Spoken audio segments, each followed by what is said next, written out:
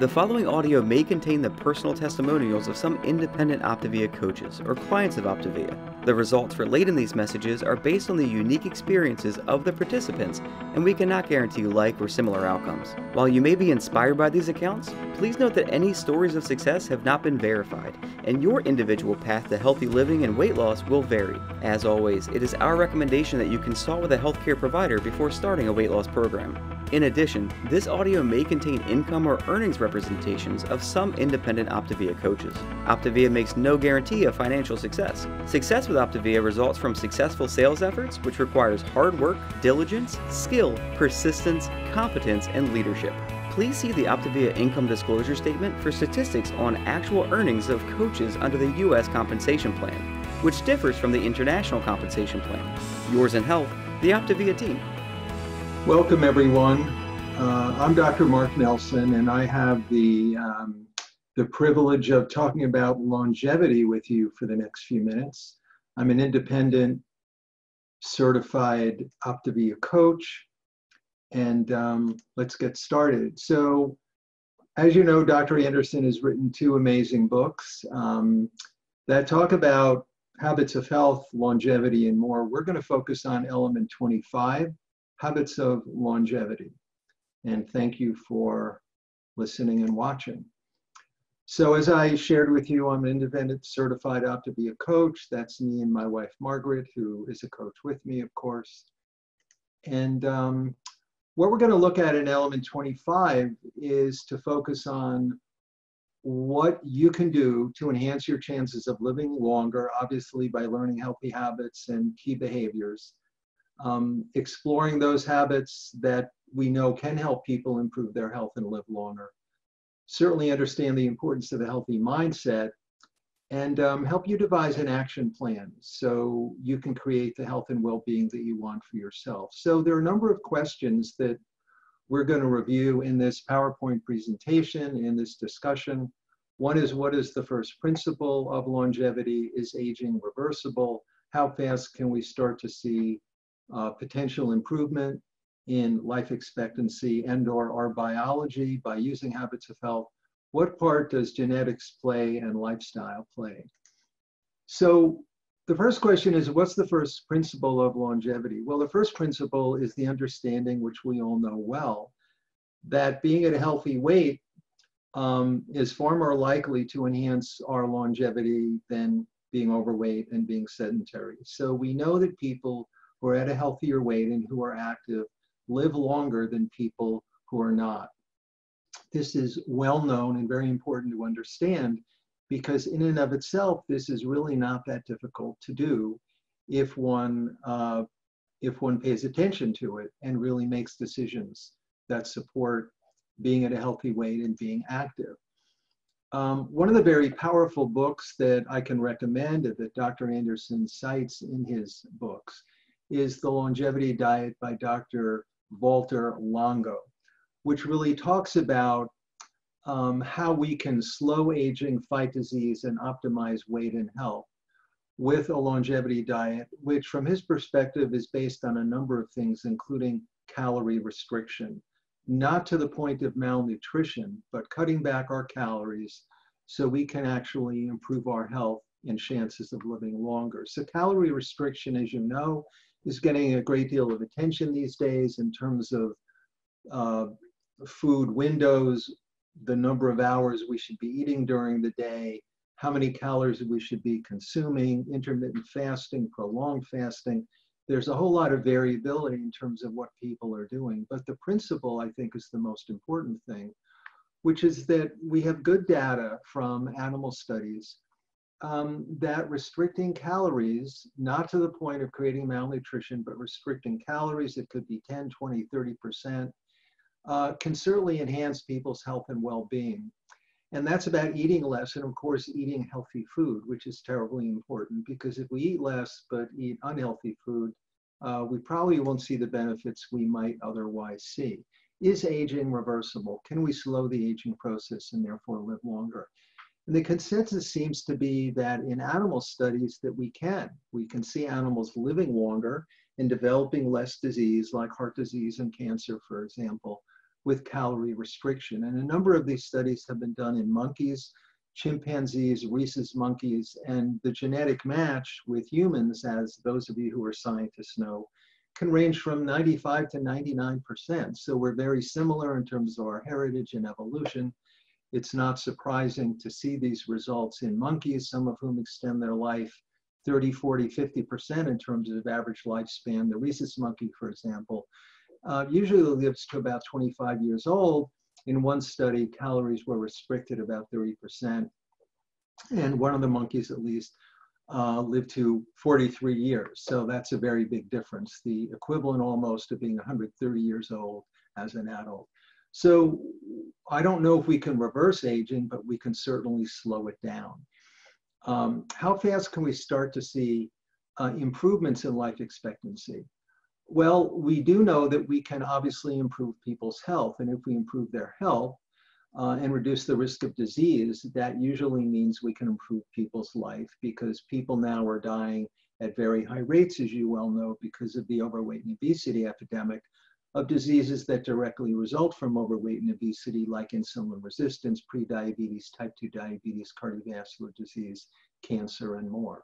So in this study by Dr. Longo in the Science of Translational Medicine, test subjects were on a 50% calorie restricted diet, about 700 to 1,100 calories a day, for about 5 days a month. Now that's significant caloric restriction, but as we know, if people get their nutrients, they will be fine and not malnourished.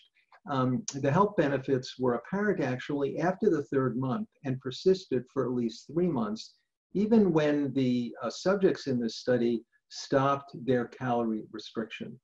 So this is very important, because what it says is even 5 days a month, if we restrict calories, we can potentially obviously improve our health and improve our longevity as well. Now, the blue zones, this is work done by National Geographic. I think many of you are familiar with this, but they looked at a number of areas in the world where people are known to live a long life, to late 90s, 100 or more perhaps.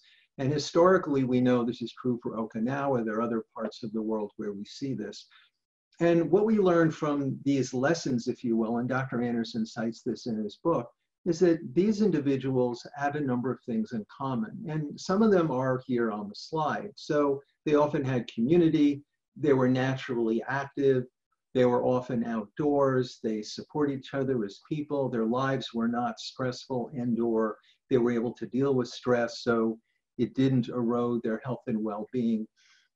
They weren't in a hurry, they weren't rushing around, and certainly they ate plant-based diets. They weren't smoking, they weren't eating junk food. So plant-based diet, legumes, fruits, vegetables, healthy protein, all these things were found to make a very big difference in these communities. So again, what we reflect on when we look at those individuals and the kind of life that they led, it was not just the social construct, though that was clearly important, in the environment and community, but being vegetarian, vegans, eating fish, adequate protein, legumes and beans, whole grains and vegetables, fruit, minimizing saturated fat, eating within a 12-hour period was often found to be very helpful, and of course being active. Now these people were usually naturally active, meaning they would walk instead of take a bus or ride a bike, or they'd be walking or hiking up and down mountain trails or what have you. We talk about NEAT, non-exercise activity thermogenesis, and of course, most of us to be active can be naturally active or exercised. Obviously, being active is a critical component of maintaining a healthy weight. It may help losing weight as well, and of course, improving our health profile. We know that being active can reduce the risks of many diseases. So what part does genetics play in lifestyle in this whole question of longevity and how long we live? Well, most studies suggest that genetics may account for 20 to 25% of our health or disease state and/or longevity. That lifestyle has always been the most important thing. What do we mean by lifestyle? It's how we live. It's how we style our life. It's the choices that we choose to make or not to make. And this is terribly important because your lifestyle isn't what happens to you. It's what you do with your life. It's the choices that you make. And the important understanding here, I think, is that everything matters. Every choice we make matters. The words we speak, the thoughts we have, the feelings we have, the people we associate with, the choices we make during the day, whether they're choices with respect to nutrition, hydration, sleep, the company we keep, how active we are. When we really understand that everything we do matters, our lives can begin to change, and we now put ourselves in position to create healthy lives, enjoy our life, and live a long, healthy life instead of being relegated to a nursing home, which is how, for the most part, this society deals with people who are elderly, which is, of course, a tragedy and a great shame because we can do better than that. One of my favorite slides from Dr. Anderson, of course, is about the structure of our choices. And this is terribly important because, again, what we're saying to people and the conversation we're having here now is that your health and well-being is a choice. It is really a choice that we have a great deal of control, in fact, that we can be the editor and the architects of our health and of our longevity. And that's about habits because we are the product of our habits. The problem is many of us are unconscious of our habits. Now, this is where mindfulness comes into the equation. Mindfulness is very important. This mindfulness means we're aware. We have awakened. We woke up. We are aware, we have awakened. We are conscious of our thoughts, of our feelings, of our choices. Because if we're not conscious of those things, then how can we change them? Well, the answer is we can't. We remain unconscious in that sense. So mindfulness and awareness of yourself, your surroundings, your habits are critically important.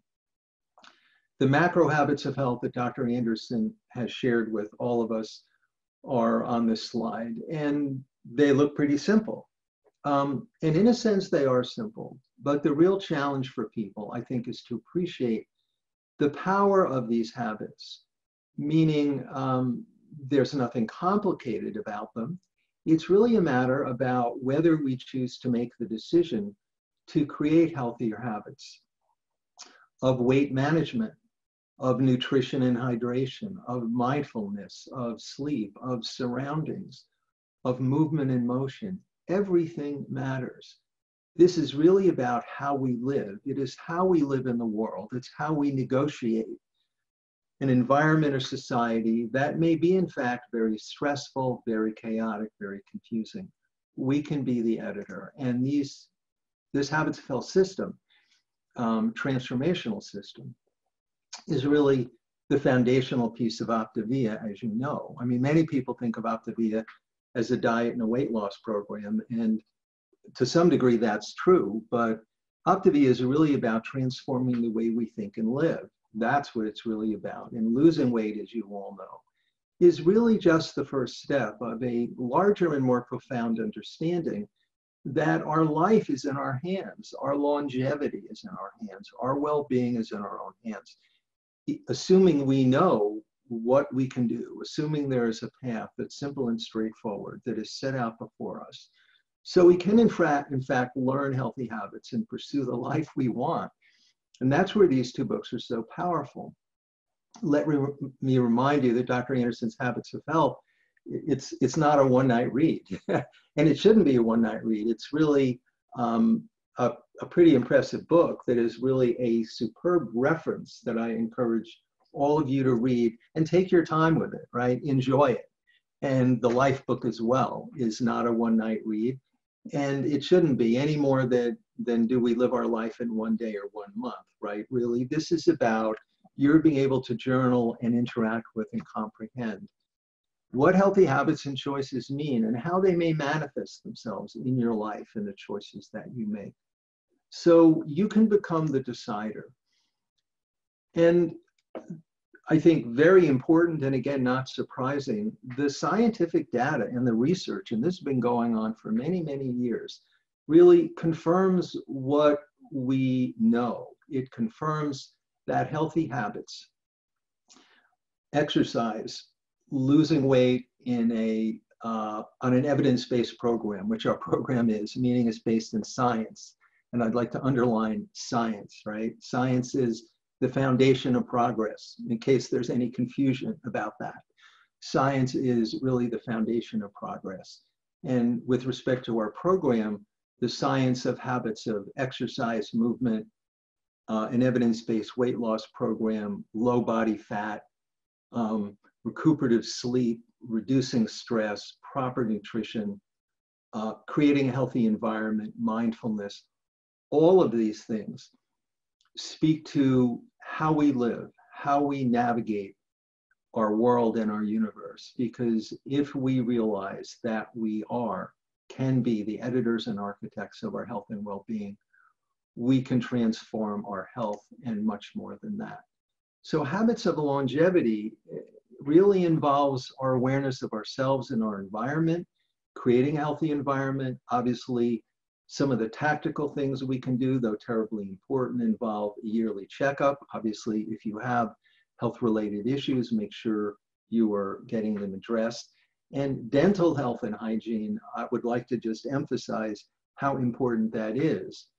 For many years, that was relegated to it's really not important. And actually, the relationships now that are becoming clear to health professionals between our oral and systemic health are quite profound and important. So your dental and oral health is very, very important. And I highly recommend you see a dentist who understands those relationships, because it's not just about scraping teeth and filling cavities. There is far more, forward-thinking dentists have far more to offer than that. Obviously, reaching and maintaining a healthy weight is very important. And being able to, even at a healthy weight, calorie restrict a few days a month or in whatever sequence you choose to, could potentially slow aging and prolong your life. Obviously, we know that being at a healthy weight and eating nutritious, healthy food, predominantly a plant-based diet, can reduce risks of cardiovascular disease, diabetes, insulin resistance, cancer, and more. And of course, incorporating habits of health into your life, understanding them. And it doesn't mean doing it all at once. It really means becoming familiar with those worlds of healthy habits, and there are many of them, so you can be as healthy as you can be. So it's your turn now, meaning please explore the books that Dr. Anderson has written. Take your time with them, but really think about what he is saying, what's been written, what's being shared. What does this element mean to you now? What might it mean to you in a year or 6 months? What opportunity does it give you to reflect on what you're doing, how you're living your life? I'm always reflecting on the choices I make. It's what I do, and it's really interesting because sometimes I'm really pleased with those choices, and sometimes I say, hey, Mark, you really could have made a better choice here. I don't beat myself up, but I'm aware, and that awareness is critical. And of course, it's that awareness that puts you in position to create new choices and habits for yourself, to take actions that can move your health and your life forward. So I want to remind you that there are videos that are really wonderful and available to you on YouTube. The Optavia YouTube channel is really good to look at. And we hope you'll join us the next time for Element 26 on Ultra Health, Living Longer Full Out. And thank you for joining me. Have a wonderful rest of the day. This audio may have contained the personal testimonials of some independent Optavia coaches or clients of Optavia. The results relayed in these messages are based on the unique experiences of the participants, and we cannot guarantee like or similar outcomes. While you may be inspired by these accounts, please note that any stories of success have not been verified, and your individual path to optimal health will vary. As always, it is our recommendation that you consult with a healthcare provider before starting a weight loss program. In addition, this audio may have contained income or earnings representations of some independent Optavia coaches. Optavia makes no guarantee of financial success. Success with Optavia results from successful sales efforts, which requires hard work, diligence, skill, persistence, competence, and leadership. please see the Optavia Income Disclosure Statement for statistics on actual earnings of coaches under the U.S. compensation plan, which differs from the international compensation plan. Yours in health, the Optavia team.